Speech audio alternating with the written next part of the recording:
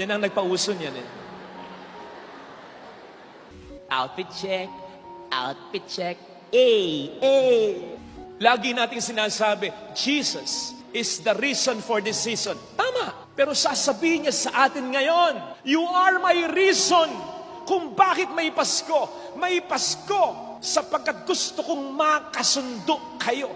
Yung mga nakatapos ng simbang gabi, at lalong-lalo na ako, ikaw, na laging nagsisimba, outfit check din, paminsan-minsan. Outfit check spiritually.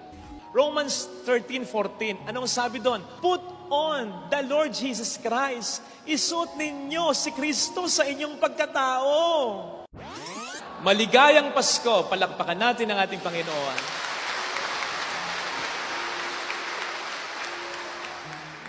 Ano nga ba ang tunay na diwa ng Pasko? Sabi natin, pag-ibig. Kaya naman,